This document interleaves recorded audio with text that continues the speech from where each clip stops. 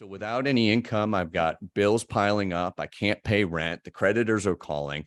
And I did it for so long. I end up playing out this brutal country song of a story where I end up moving into my parents' house in my early 30s, which is not a good look. And even my girlfriend breaks up with me. It's like I hit every single beat.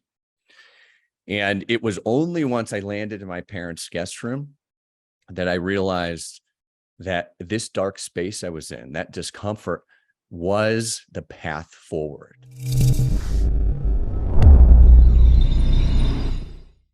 What's up, everybody? Today's show is going to be epic. I've got Sterling on here, and this topic is so relevant for what's happening in the world today. Sterling, you've got a lot going on, man. You travel around the world, you speak on stages, you do some amazing things. You got an awesome TED Talk that we were talking about before we got kicked off. But, I want to really get into this and dive into who you are and what you do and what makes you tick. So let's just dive right in. One of the things I love is you founded a company called No Matter What, and it's become a movement. So I love the name first off, No Matter What, but the movement is what I want to talk about. Yeah. It helps people push past limiting beliefs. Now, I don't know about anybody watching, folks. If you're listening to this, pay attention to this. Like, is there some limiting beliefs out there in the world today? I think that's all there is. Sterling, what do you think? Yeah, just a couple. Well, thanks for having me on, Chris. It's great to be with you, spend some time. And this is my favorite topic in the world to talk about. I mean, I'm just obsessed with discomfort. And don't get me wrong, I don't wish discomfort on anybody. The difficult things people are going through personally, professionally, I don't want that for anybody, including myself. But having been through some really difficult times myself, I found that not only is discomfort necessary, but it's a pathway to growth. And whenever we feel it in our bodies, in our minds, that's kind of a neon sign saying there's something more for you here. And that's really what my career has become about, is helping people and companies to realize greater potential. Because I think most all of us have kind of that feeling inside of us, hey, I can do more. I'm capable of more, again, personally or professionally. And I've got a system and a process to really help them take steps towards that greater potential. And it works every time. It seems so logical, right? Like what you just said, people want more. Of course they do. All of us do. That's just normal.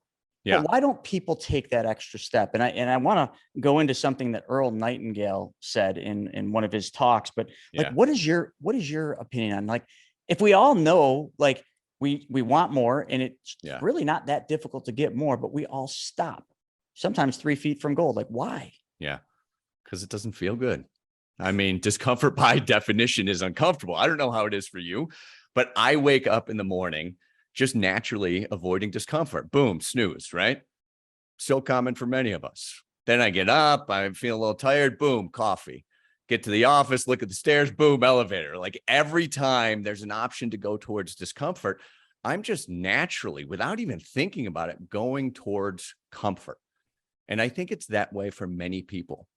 And the more things get uncomfortable, the closer you get to that goal, the closer you get to pushing past and breaking through that limiting belief, the more uncomfortable it is. So you need to make sure you have yourself set up to hunt discomfort.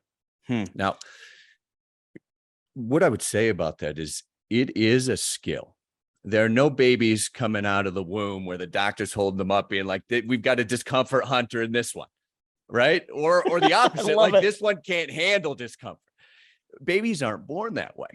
Right? We develop our discomforts very early on, and we usually attach ourselves pretty tightly to them. And it sounds like, this is my personality. Here's what I'm capable of. I don't like X because it's uncomfortable.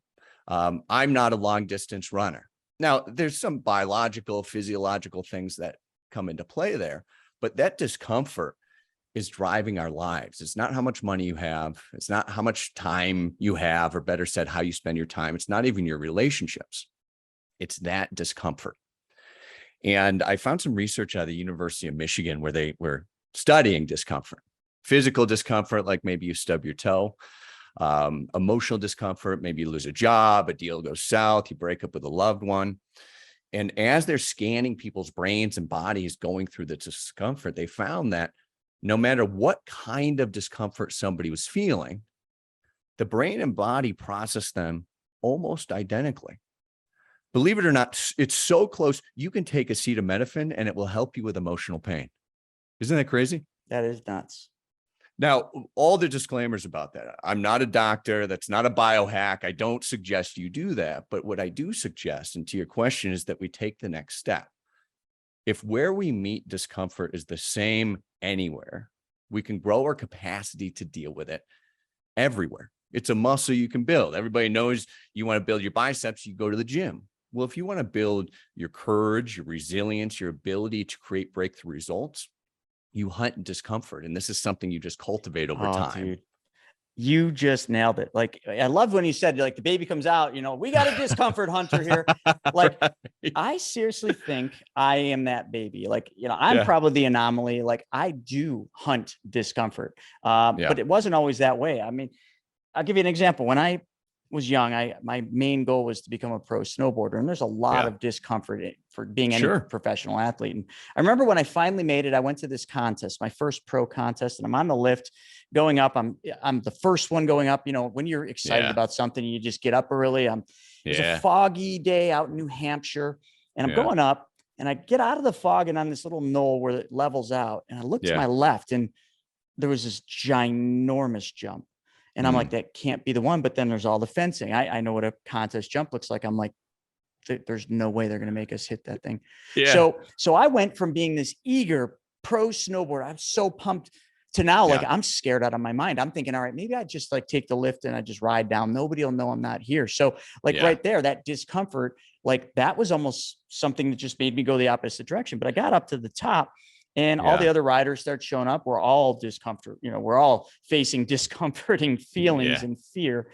But pro snowboarders one of us always has to hit the jump first. It's called a guinea pig. And we'd always play the Rochambeau. That's a comforting name. I'm sure there's some story that went back to that one, but I lost the Rochambeau, and I was the guinea pig. And I'm sitting there on the lineup looking down at this jump. And how it works is you're sitting there staring at this thing, and you're freaking yourself out because you think, if I go too fast, I'm going to overshoot it. If I go too slow, I'm going to crash into that knuckle, and every one of those is going to hurt. It's going to be a lot of discomfort. But the starter comes up and he says, "Chris, are you ready to go?" And I'm thinking, no, I'm not ready to go. But inside you're like, oh, here it is. This is that moment. And then I leaped, and there's a moment of silence, real quiet. And then you go off the lip, and at that very moment, instinct kicks in. I mean, all of us practice things. We all have innate abilities and talents. Everybody's different, but that was mine, and I'd practice that. So now all of a sudden that kicked in, but fear was gone. And when I landed and rode away, dude, that moment, and I only wish I could just bottle that and sell it, dude. I'd be a trillionaire selling this. But that feeling is one that just says, I want to get to the top. So, ever since that moment in snowboarding, I was a discomfort hunter, man. I was always hunting discomfort because all I wanted to do is be that first guy, because I got that bug in me. And I think that's followed me my whole life. I was about 18 years old at that moment. Wow. So I just think people need to leap, because statistically, if you look at Social Security, out of 100 people, there's only 5 that are financially successful. And Earl Nightingale, I'll just go to that story, in The Strangest Secret in the World. I know you've heard that, but the audience, all of you, your homework is to listen to The Strangest Secret in the World. But he talks about a study that was done by a doctor with 100 25-year-olds. And every one of them were asked one question: are you going to be successful at the age of retirement? And they all said, of course. But then I just gave you Social Security's statistic. 5 of them. Only 5 of those eager, optimistic 25-year-olds are going to be successful. And I have to believe that that you teach, this living in that discomfort, and we're going to get deeper into it, is a big thing. But in that talk, he says the difference between those 5 and the 100 is 5 of them created something. They created their destiny. They created their dream. The other 95% conformed. And that's what I wanted to cue you up for, because conformity is easy. You're just conforming to somebody else's failed ideas, failed dreams, failed beliefs. Right. And that's the problem with the world today, I think. But I want to hear from the expert. I think so. And even if you look at best practices, that's just how somebody has done it best so far. And you can copy that. and maybe get decent results, but it's not breakthrough results. And it's probably not going to be hugely transformative for you or your business over time. It's a little bit of a copycat.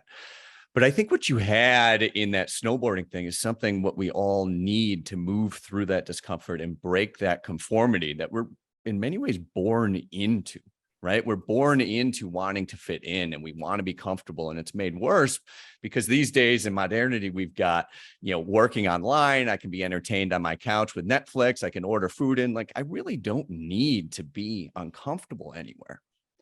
But it is like that overused saying goes, you're either growing or you're dying.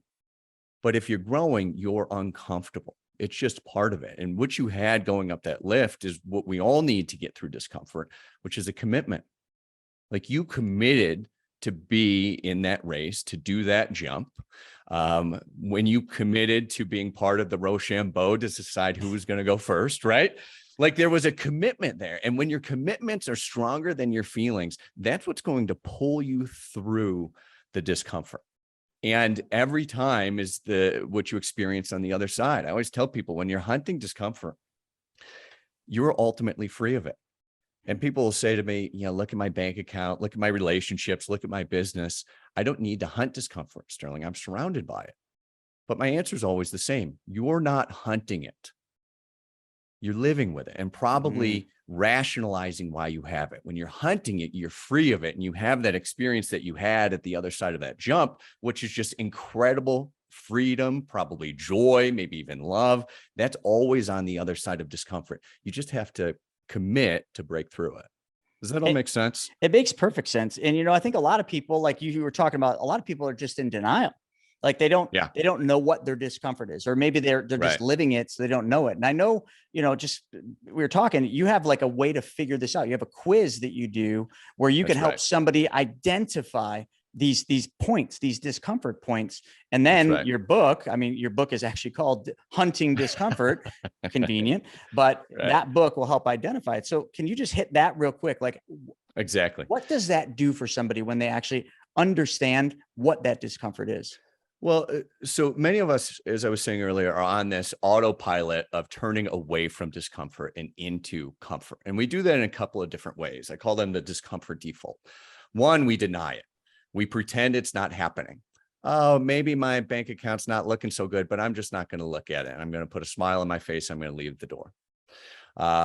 Or we avoid it, where we know the problem, but we keep putting it off. I'm going to handle it tomorrow. And by the way, maybe I'll have a couple of drinks so I don't have to feel that discomfort at the end of the day. That's something I used to do a fair bit. Or we survive it, where we just totally shut down, and maybe we physically get through something, but we're not really engaging with the discomfort in any way. We're trying not to feel it as much as possible. And those three discomfort defaults will not lead you to a very good place over time. It certainly didn't for me, and we can get into that story shortly. But we build our lives, and by extension, our businesses, to avoid discomfort from a very young age. And we resort to these discomfort defaults. So what that quiz is, just 15 questions. You can check it out at huntingdiscomfort.com. Doesn't cost anything, but 15 questions to start to shed a little bit of light on what that blocking discomfort would be for you. There are 5 main discomforts that stop all of us in different ways in different times. But there's one that's stopping you with something you want to realize right now. So that quiz will get you to at least the beginnings of that. And it's not going to leave you hanging. It gives you some direction on what to do about it thereafter. Wow. Let me transition for a second for the audience. Folks, I don't care if you're a billionaire. I don't care if you're living paycheck to paycheck and every day you're hanging on by a pinky. I'm going to put that quiz in the description and there's going to be a link. Please take it. It's 15 questions. It's not going to take you any time, but it's going to help you identify something. So listen, being successful in anything in life starts with applying something. You have to apply this knowledge, and just go in and take that quiz. And if you love the quiz and you identify something, grab the book, folks. All right, let's get back to it, man. I'm pumped now. Listen, the world's going to hell. I don't know how else to say it. I've been thinking a nice way to say that, but the world is literally going to hell and it's getting there pretty quick. So how can we embrace what's going on, because it's easy to just get sucked in and just get negative very quickly. I mean, that's the discomfort, but it's the wrong. I just feel like that's the wrong thing to be discomfortable about, because there's not a damn thing you can do about it. So how do we just embrace this? And how do we then shift it or pivot it so that it's a positive in our lives and we can get to that next level in this crazy batshit world we live in? It is nuts, isn't it? It's, I mean, I don't know how coming else to out of put a it. pandemic, there's tech disruption, there's global instability. And even more than that, there's like this universal instability that we all deal with of rapid and accelerating change at every level. And to what you said earlier, I don't care if you've got $1 billion in the bank or you're living paycheck to paycheck, we're all dealing with this rapid change. And I think the first place to notice it is to start paying attention to where you're uncomfortable, because it probably doesn't happen all the time, right? There's moments of discomfort that you might shut down immediately, you might turn away from, but you just start paying attention. You know, is it when you open up the news in the morning? Hey, that made me feel uncomfortable, this particular story. Or maybe it's talking about this particular thing with somebody. I'm talking to my wife, my husband, my friend. I feel uncomfortable to talk about my particular viewpoint with somebody else. Okay, well, you found discomfort again. And as you can find it, I think there's two aspects of it. One is sit with it for a moment. Instead of turning away from it, instead of placating, instead of, resorting to drinking or addictions of other sorts, what we can get into as well, if you like sit with the discomfort, feel it. Just as much as joy, love, and happiness are part of you, so are fear, anger, and grief. And if you're denying those more difficult feelings, you're denying part of yourself, and you ultimately can never reach your full potential because you're not using all of yourself. So sit with those uncomfortable feelings and see what comes up for you, what thoughts, what beliefs you have. And it's a chance to step back from them and kind of evaluate them. Is how I'm looking at this correct? And then you need the second piece is you commit to what you want on the other side, to make an impact with that news article that made you uncomfortable, to really have that conversation with somebody that you were a little bit worried about talking about something with, right? And it's going through that discomfort that you start to get free of it. And, the bonus is you might even learn something on the way about the world or maybe even yourself. I love that. So, once you overcome something, like, you lean into it. And the reason this comes up, we talked, I've been on a podcast and speaking to her. So we're at dinner and my trader lives out in Salt Lake City. So I invite him, and he's a young Indian guy, brilliant. Yep. But there's just this discussion, and listen, I'm pretty, I guess you'd call it thick skinned. Like I say what I want to say. It's hard to hurt my feelings, but I overhear something out of my ear, and he says, "I'm a racist." That's what he says. Okay. And I'm like, whoa, it's interesting dinner conversation. Exactly. Right. So now I'm discomfort. I'm not comfortable with that. Like, I'm like, Sodi, what did you just say? He said, yeah, we were just talking about this. He said, I'm racist. And I'm thinking to myself, I'm like, no, you're not, cause I've been around him long enough, but he went into this whole thing, and I'm not going to get into it, but it was, he's not racist, but he says that because it makes people uncomfortable. And when he just like, if he had somebody tell him, I don't know why, they were like, oh, you're just racist. And he's just like, yeah, I am. And they had no rebuttal.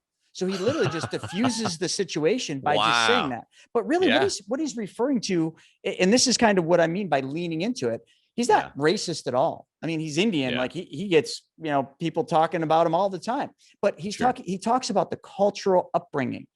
And he says every culture is racist because they're brought up in an environment that is comfortable for them. And when they're in a different environment, no matter what, their culture makes them a bit racist, but it's not like how the media spins it. It's just a cultural thing. And all of a sudden I'm like, wow, I never thought about that. But like, you see what I'm saying? Like, he leaned into it. Does that help a lot when you overcome something? There's no question. I mean, you can look at beliefs kind of like lenses. And when I'm talking about beliefs, there's really three versions of them. Beliefs about yourself, like who you are, what you're made of, what your personality is.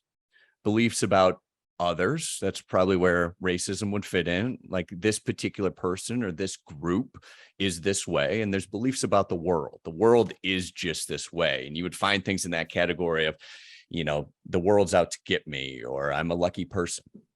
Those are the three lenses of belief that you have. And those beliefs work exactly like lenses and glasses. And just like lenses, my glasses, I wear contacts, by the way, but if I was wearing glasses, they're like Coke bottle thick. If you put them on, you wouldn't be able to see anything, right? You'd be just looking at a blur. I put them on and I see better. And beliefs work the same way. They change what you see. Could be better, could be worse.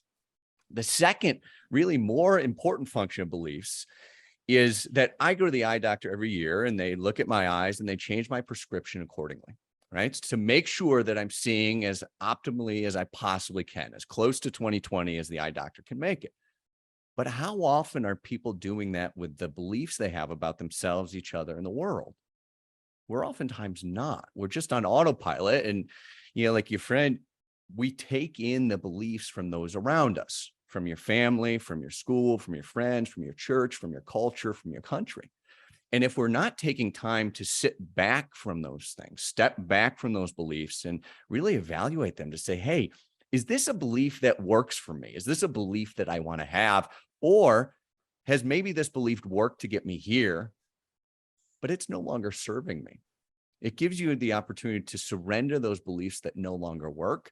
And to what you're talking about there, that can be the most uncomfortable thing, to surrender beliefs that you really hold on to as truth and to recognize that they may be true, but it's a truth and not the truth. And that's a great way to lean in.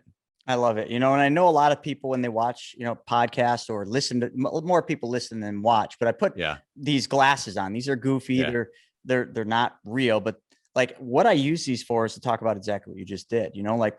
We can very easily put glasses on to mask the reality of life. The rosy colored glasses. When I worked in Wall Street, man, I feel like all 16 years I wore rosy colored glasses. And then one day I must have just left them at home and I saw something different and I didn't like it. It was completely discomfortable, or it wasn't my comfort zone, I guess is a better way to say that. Right. And I never put the glasses back on, but I accepted that. And I went into that discomfort. Again, that hunting discomfort thing. And I realized that truth hurts. But on the other side of it was where I'm at today. And you just nailed it. Yeah. Well, I mean, the peace, presence, and real results are on the other side of that. And I think the powerful piece of that is, okay, well, I've changed my beliefs, but I'm willing to bet that after you took off those rose-colored glasses on Wall Street, you acted different. Yes. Yeah. My ego almost disappeared overnight. I didn't care about appeasing the other people around me, and they call it, keeping up with the Joneses. I was keeping up with the other advisors, trying to one up everybody every day. And that's not that it was comfortable. But like when I took them off, I was just like, that is the stupidest thing. Yeah. Yeah. Well, and that's kind of my point is you didn't have to effort it into existence. You didn't have to have this crazy discipline to say, oh, I'm going to act this way now. You changed the fundamentals of your beliefs, how you were seeing the world, and then your actions naturally change. And then new results just naturally arise, not because you forced something, but because you changed a belief through which you were interacting with the world. Yeah. And it resulted in me leaving Wall Street, which is kind of an interesting thing. Nice, cozy, well, grateful for that, or we wouldn't be here talking. You're darn right we wouldn't. And it's but it's just like there's such a lesson in that. Yeah. That's that creation part versus conforming. I could have conformed, made hundreds of thousands of dollars working what most today would call a part-time job. But when I got a glimpse on the other side, when I got out of my comfort zone, I saw something that first scared me, but then all of a sudden was like, ooh, I have to lean into this. I have to learn more about this. I got hungry for that discomfort. And dude, it was the greatest decision I ever made. And I only wish more people would lean into that a little bit more. But listen, you weren't, maybe you did come out of the womb and I did not. You're there and they're like, yep, this one's hungry for discomfort. Put him in that pot. No, I mean, I wish I had an experience like yours where just one day I left my rose-colored glasses at home. There's a lot more to that. Well, for me, it took a very uncomfortable experience. I'd love to tell you I was super smart and had all the strategy and everything lined up, but I got admittedly pretty lucky early on in my career. I founded a company with my dad. We sold it to a group in Silicon Valley, literally the year I graduated, this early 2000s. Whoa. And it became part of this behemoth that was the Apple Pay before Apple Pay. It didn't have anything to do with your phone. It was a little fingerprint sensor that sat next to the credit card terminal. put your finger down, all your credit cards come up, loyalty cards, just like Apple Pay, just without the phone. And you've got some exposure to this. Like investors would look at it and be like, oh, wow, like this is the future, because we had all the patents around what was called tokenless biometric payment, just payment based on your biometric with the fingerprint. So we raised $550 million US, multi-billion-dollar valuation. And I'm in my early 20s and I'm like, I got this thing made, man. I'm ready to crown myself the next Steve Jobs and buy an island and a private jet and all the things.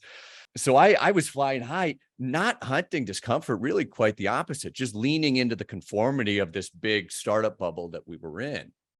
And have you seen that movie, The Wolf of Wall Street? Of course. It was like a scene out of that movie. You probably seen it in life too, but too many times that I have seen that. Right. The models and the rock and roll, the sex and the drugs, like all the things. And we grew to 700 people, offices all over the world, and the housing market collapsed, call it 2010-ish. And we didn't have enough organic growth to sustain the infrastructure we had built, couldn't raise more money. And the entire thing crashed. $500 million gone. Oh, you gotta be kidding me. Yeah. I know what that would feel like. I really do. I've seen Yeah. people. I've never been that deep, but dude, like it was, the worst. It cast me into the worst, darkest years of my entire life. And that, I say, if you're not hunting discomfort, it's hunting you. And I had avoided it for enough years that when it found me in a really, really big way. Yeah, that was that saber-toothed tiger they said was gone. That thing's not gone. It's not extinct anymore, right? That thing came out of the woods after you. Yeah, and I admittedly had my whole identity caught up in that company, right? Like who I was, what success was. I have got this much money. I live in this penthouse apartment. I go out with these people. And so when it was literally pulled out from under me, I did the opposite of what I suggest people do, which is I turned away from the discomfort of it. And I pretended like I was okay. For a while, I go on retreats and these fancy trips with all the friends that I had and keep going out to these big dinners and everything else as I'm running myself into debt. Because there was this Swedish study that came out. It said, if you're ineffectively dealing with discomfort, those discomfort defaults we talked about, it leaves you unable to act in accordance with the knowledge you have. I knew I needed a job. I knew I needed help, but the discomfort stopped me. So without any income, I've got bills piling up. I can't pay rent. The creditors are calling.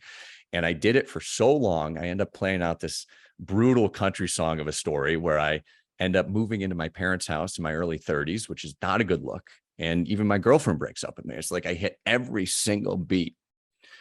And it was only once I landed in my parents' guest room that I realized that this dark space I was in, that discomfort, was the path forward.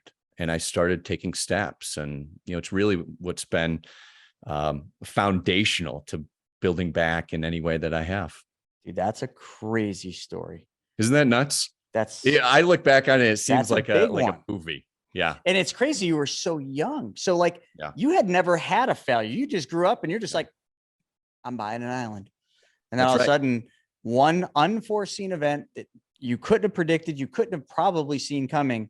Yeah. Wipes you out. Totally. So much so. I was medicated for it. I was seeing a therapist. I was taking anti-anxiety, antidepressant. But my mom said this thing. I'll never forget it. She's got a lot of quotes that she uses, still does. But the one that came back to me at that time was "The way out is through." Have you heard that before? Oh yeah, absolutely. I've read a Robert book Frost. About that. That's probably What is that book called? Is that the name of it? The way out is through.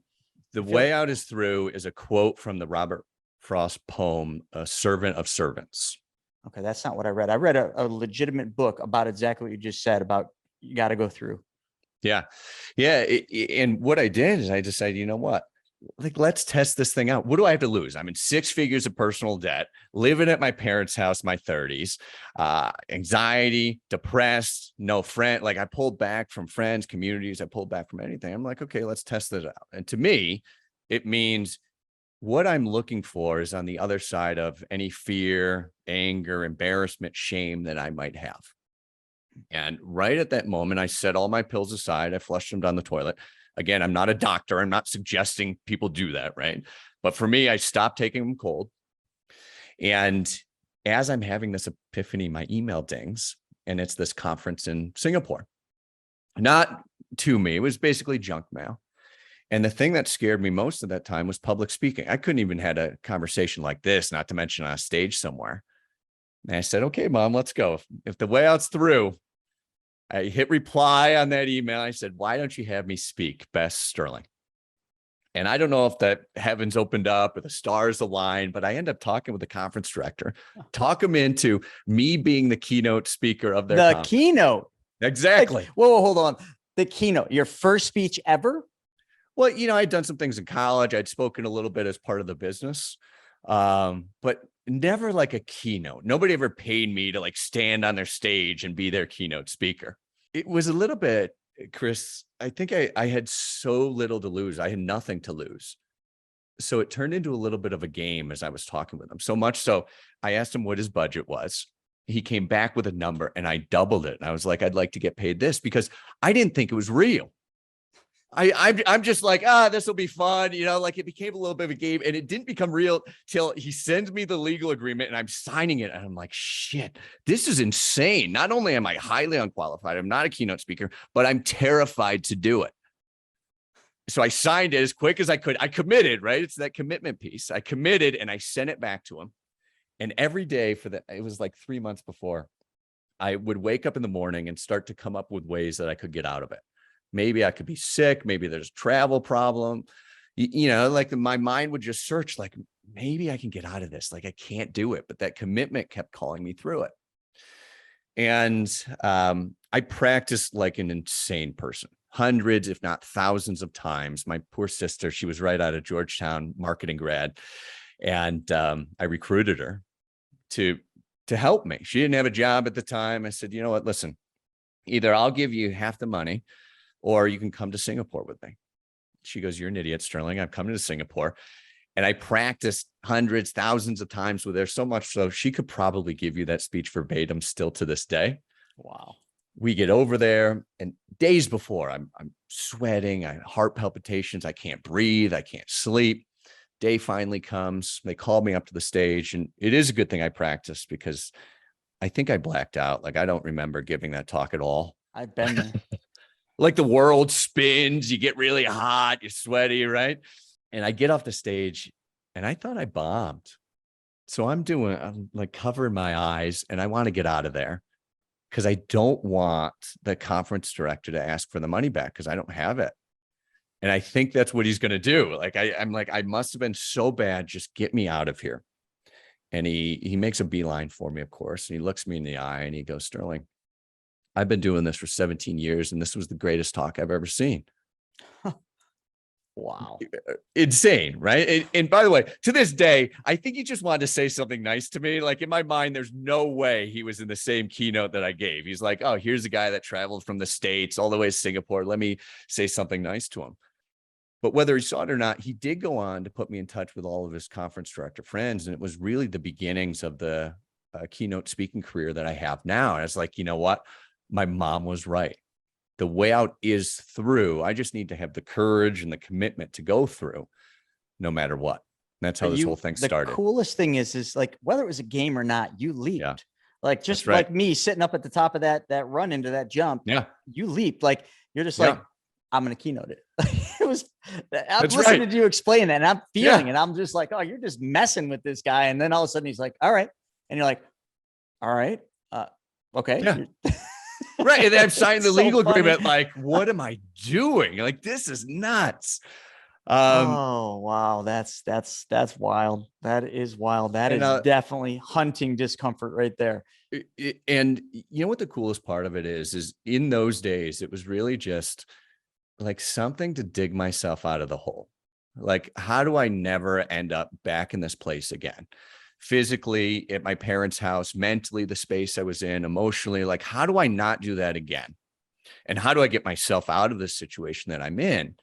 And as I'm doing it, I'm not worried about anybody else. And my sister's like taking a piece of this thing. And she, like so many young people, young women, especially today, dealt with some health and eating disorders. And she said, all right, Sterling, I'm going to hunt discomfort. We didn't call it hunting discomfort at the time. It's just the way out is through, right? She goes, I'm going to sign up to be to do one of those bodybuilding competitions. Whoa. Today, she's a world champion bodybuilder. That's crazy. That takes discipline. And that definitely, Insane. like, that redefines discomfort right there. Like, that's right. Just the diet alone, most people would never be able to handle that discomfort. But yeah, I got a lot of respect for that. To this day, she's, preparing her meals and weighing the supplements at the gym 2 hours a day, which is really interesting when we travel together, by the way, because the TSA does not love all those powders. But then it grew a little more, and we had somebody that we used to work with, didn't speak English so well, was totally broke. He ends up starting a Cambodian beef jerky company. And these days he's selling more beef jerky than he can keep up with. He just bought an Audi R8. And then, like people from our background started diving into this thing. Then they started sharing, and very organically, the no matter what community became a thing. And I realized this thing's not about me anymore. This is about helping others to achieve whatever their goal is. Like, I don't care how crazy, how seemingly impossible, how audacious, but it's my job to help them get there. Dude, like that right there. Like, we talked offline about my TEDx talk and the letter I'm writing my daughter, and that's to talk about the laws of wealth. Like the fifth law of wealth is what you just said. We all have to come to a conclusion at a certain point in our life where we're not solving our problems, we're solving everybody else's. And once we hit that point, life takes off. They call it hockey sticks, whatever you want to call it. Like, your life will rocket up, but you can never go back to, oh, boo-hoo me, I got to solve my problem. If you go out and solve everyone else's problem, you'll never, ever have a problem, because it's a universal law. Like, I don't know how to describe. Well, actually, I do know how to describe that. Go to the top of your building and jump. You'll learn what the law of gravity is. Well, that's the same thing. You can't change that. You're going to be a pancake. If you just start giving and solving other people's problems as your sole focus, nothing ever is not going to happen in your life. Ever. And you just defined that. I don't, I've never told you about the laws of wealth, but like, you participated in it, and look at you now. Well, look at you now. Right. Well, look at the people that we're impacting. I mean, there's human truisms here. To your point, like, you can't escape them. I don't care whether you believe in gravity or not. It impacts you. Just like I don't care if you like discomfort or not. It impacts you, and you can choose for that impact to be positive or negative. And it's with that community. And this is along the lines of what you were saying, that I learned, like, those goals, those specific goals are important. A certain amount of money, living a certain place, being in a relationship of a certain type. Milestones are critical to check off, but they're not the most important things. And it turns out, if we don't mind getting into deathbed regrets here, but the biggest regrets of people at the end of their life, research shows, is people not having the courage to live true to themselves. And I mean that not in terms of, filling out their bucket list or their bank account or having the right career or car they drive, but living true to yourself are somewhat ironically the things that no matter what happens, they can never be taken away from you. Things like love, joy, gratitude, and peace. And when you bring that, to your point, when you bring that into your being and you bring that into the moments of discomfort, it will transform everything standing in the way and positively impact every single person around you. That's the sixth law of wealth. There we go. I'm knocking them out one at a time. Dude, I might as well just go right through them all. Right. Create a legacy bigger than you, and realize that a legacy isn't the amount of money you have in the bank, the car you drive. It's the way you impacted people's lives. That's what people remember you for. And that's the legacy piece. Yeah. That's wild. I love this stuff. Just transition real quick. I had my attorney kind of beam into my mind right there. Just a disclaimer for all the audience. Please don't jump off your building. I'm not making a recommendation, a suggestion. Like, that was just an example. All right, good. Back to the regular scheduled show. Yeah. Well, you never can be too safe these days. It's a crazy world, as we're saying. Oh man. And that's the next thing I wanted to really go into. What do you think the number one problem in the world is right now? I only want one. Yeah. people being too attached to their beliefs of what they believe is true. And I'll go back to what I said before, beliefs about themselves, who they are, the world, and each other. And it's like, okay, well, I've got this particular viewpoint on the pandemic or politics or the war in Ukraine, right? Fantastic. I'm not saying it's wrong, but unless you're willing to kind of dive into something else also being true, you're stuck. And I think that's a big thing of what we're facing is we're just stuck everywhere, it feels like. In our healthcare system, in our political system, in our health system, just everywhere, we're stuck. And stuck is not a function of the world. It's not a function of, oh, well, we need more money or we need time better spent or we need more people. Stuck is only a function of not being willing to surrender those beliefs that you hold true. I love that. So folks, listen, there's that quiz we talked about. You got to take the quiz. Like, stop just living in this like fantasy world. Take the glasses off and see it for what it is and lean into it. The quiz will get you there, and then the book will get you there. And I know that there's a lot more. I mean, you do keynote speeches across the world. How else can people, get there? I mean, a lot of people, they weren't born out of the womb like you. Well, I know we weren't really. I wasn't. We weren't. They didn't say, "Hey, this is a hunter of uncomfortable discomfort." So, like, how do you nudge people to get them over the edge? Like, is there something that you do that gets people there? Yeah, well, there's a couple of things, and it's a combination of accountability and inspiration.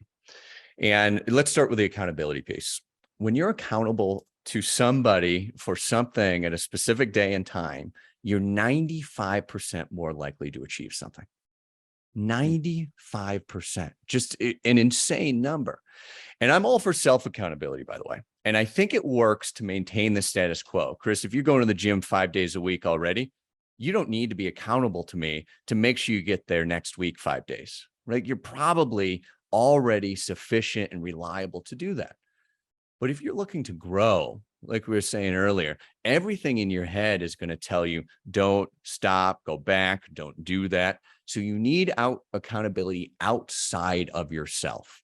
It's probably easiest found in another person. For me, it's my sister. Could be a sibling for you, could be a significant other, could be a friend, could be a coworker. It doesn't matter, but find somebody you can be accountable to. And the best place to start is you don't have to like shoot for the moon and say, yeah, I'm going to make $1 billion or run an ultra marathon. Just commit to one thing every single day that you'll do no matter what. Doesn't even have to be big. Doesn't have to be the same thing either. Today it might be, I'm going to call mom no matter what, and then call her. Or I'm going to make one cold call today, no matter what. And as you do that over time, you're developing that discomfort muscle. So no matter how the world changes and adapts and is disrupted, you're going to start to see yourself as somebody that gets the things done that are important to you. So that accountability piece is one. The second is inspiration. I think motivation, my mentor, one of my mentors and friends, Richard Content, he calls motivation getting yourself or somebody else to do something that you don't really want to do. Could be. I would probably say for sure. And necessary, right? I'm not saying you don't need motivation, but there's something deeper, something internally important to you, inspiration, right? There's something that lights a fire inside you, connects with your heart, is a bigger purpose than just yourself. And when you can find that on a regular basis, that's going to be kind of your North Star to aim towards. We've got the No Matter What community. It's not like a paid group or anything. Anybody can join. You can check it out on my website, huntingdiscomfort.com. Again, it has all the information there. But you can see some of the things that the other people in this group have done, from losing weight to starting businesses to changing careers, and just check it out there to grab a little bit of that inspiration and see what it is that lights the fire in you. I think that's really important. That's fantastic. And, one thing I'll just add on to that is, a lot of people are searching, for this destination. And a lot of times it involves money. They're trying to make this much money. Listen, like at the level I'm at, and Sterling, I'm sure you're there. Like I know a lot of billionaires, and I know billionaires that every single day still grind. They don't need another dollar, right? But they're everything they do they're doing to solve somebody else's problem. They're driven by something much bigger than money. Because like listen, when you got $1 billion, like, I'm sorry, I don't care who you are, you really don't need any more. And that's the case. But yet even this, I'm not going to give his name, but his gentleman that I was just with in Salt Lake City, certified billionaire. He has multiple coaches and people that like push him to a higher level. What does a billionaire need a coach for? And I'm not talking a coach to run a marathon. I'm talking a coach to get him to a higher level. Yeah. Folks, money doesn't do it for you. And you'll realize that when you have it, you'll be like, that's how low. I know a lot of rich people and wealthy people that are miserable and unhappy. So seek and search for that thing. Yeah. Well, and to your point, in a lot of groups that I speak to, and it's not so much companies, but more like groups where people are there just as individuals, as part of a membership or something. There's this this want for freedom that somehow seems like it's at odds with commitments. Like, oh, I don't want to commit to that because I don't know where I'm going to be next year. I don't want to commit to that because I want to have my evenings free or whatever it is. And, you know, the billionaires, millionaires that I know are the most committed people I've ever met in my life. I mean, I was looking 100%. At the calendar of a friend of mine, and it's like from 6 a.m. to 10 p.m. every minute is scheduled. And there's things like working out and yoga, responding to emails, calling particular people. It's those commitments that are the pathway to freedom, because freedom is not in our circumstances. It's in our freedom from discomfort. And when you're free from discomfort, you're ultimately free no matter what happens anytime in the world, no matter what. Sterling, we have to like just end up. That's the perfect end for this, folks. Like, you guys just got a ton of value. You really did. Sterling brought the heat there. I mean, I don't know how many times I didn't find anything because I was doing some research. You tell that story about how you lost all of it, maybe more now, but I didn't see it. So thank you for being vulnerable and talking about that, because that's a doozy. But it is. Yeah. Well, thanks for having me on and the opportunity to share it. No, it was fantastic. So folks, no matter what, it's a movement. Take part in it. Take that quiz that I'm going to put up, grab the book, and go out there and do something with this knowledge, please. The world is a crazy place, and it's about to get really crazy. So you better be ready, and it all is going to start here. So if you don't want discomfort, sorry, it's coming. So you might as well just embrace it and lean into it. Sterling, it's been awesome. Thank you so very much. Thank you, Chris. So I hope you guys enjoyed that episode. We're putting up tons of them, but I think if you like this one, you'll probably like that video as well. Not only that, I've got a book that I created, Mapping Out the Millionaire Mystery, where we actually show you what the wealthy do in the game they play with money. I want you to have that for free. And if you want to know about all my new videos coming up, click that alert button, actually smash that alert button, and you'll be notified every time we put a new video. So we'll see you on the next episode.